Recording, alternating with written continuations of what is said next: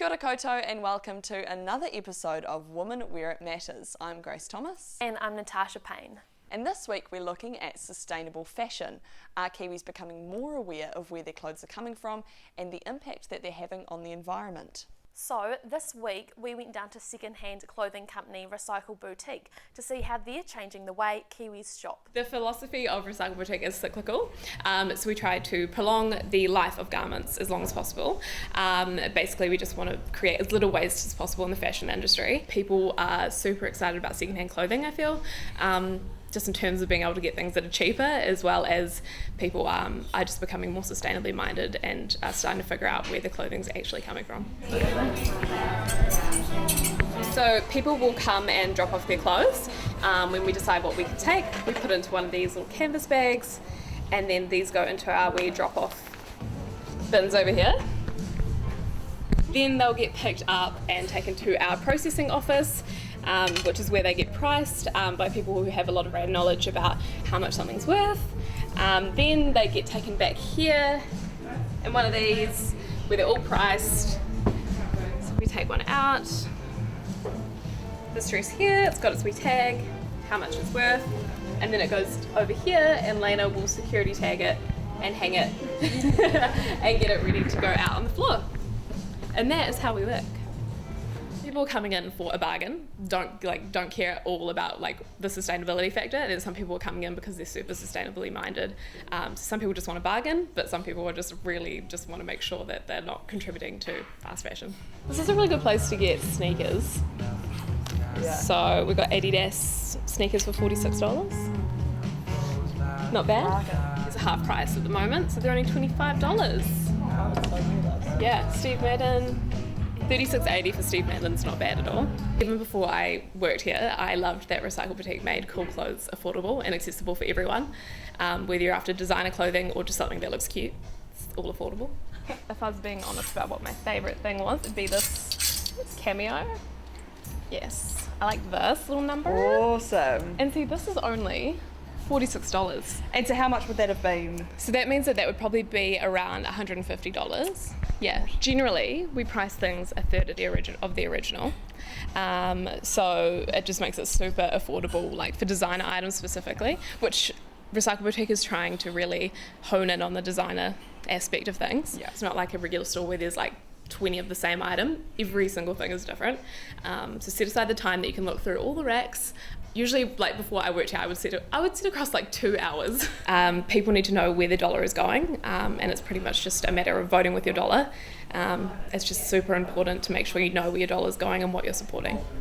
And now we're joined by Danielle France, who is owner of online vintage store The Mustard Jumper and is also an advocate for emotional abuse awareness. Danielle, thank you so much for joining us today. First of all, do you want to tell me a bit about what you do? Yep, so I launched an Instagram page and I launched it as a way to sell my excess wardrobe that I wasn't wearing, and everything sold almost immediately. And then I thought, okay, there's something in this. So I really love op shopping. I really love visiting op shops and kind of buying whatever takes my eye. Yeah, I thought, okay, there's something in this I can buy and not be hoarding, filling up my wardrobe. So yeah. And what got you interested in sustainable fashion? Maybe about 2 years ago, I watched the True Cost documentary, which is a documentary about how our clothes are made and the negative impact a lot of clothes are made has on the world and the people in the world. And yeah, I think people should definitely watch that documentary because it just kind of flipped my whole mindset on fashion around, and I just knew that I had to make some changes. Do you think more of us need to become more aware of where our clothes are coming from, how they're being made and the impact they're having on the environment? I was actually talking to someone about this the other day, and because I think there is a lot of conversation at the moment of we can't all do everything, and so everyone's got different passions and everyone's got different things that they're talking about, which I fully agree with. But when it comes to fashion, everybody wears clothes, so it does impact everybody, and actually our environment and the people in our environment are being affected by that. And so while I'm not expecting everybody to jump up and down about it and be really, kind of doing what I'm doing, I do think that everybody should care. I do think that everybody should consider where their clothes come from because it's really important. And I think obviously I really care about the environment, but I think more so than that, I really care about the people. And there are a lot of women that are making clothes for fashion labels and they get treated really poorly, and I just don't think that's okay. How feasible is it though for someone that's a student or on a tight budget to be able to buy sustainably though? Because there's not a lot of people buying sustainable and ethical clothes, there's not the same demand for it, and so the price is higher. But what I talk about a lot is conscious fashion.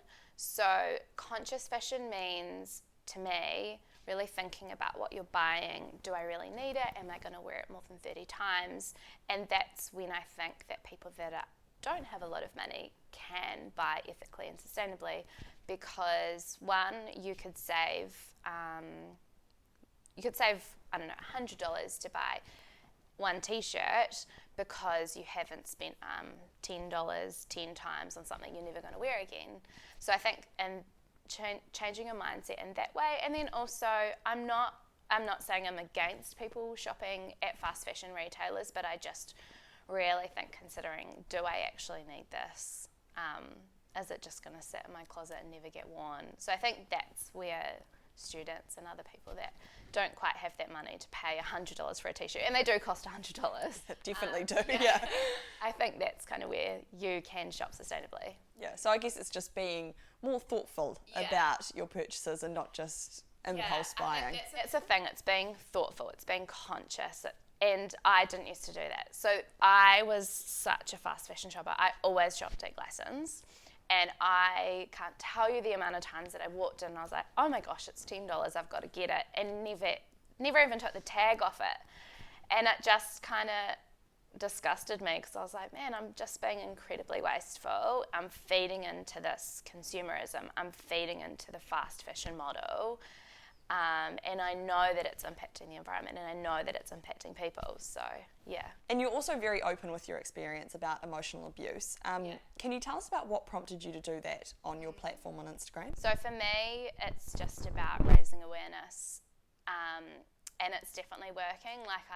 Every week now, I get girls message me and say, thank you so much for talking about that.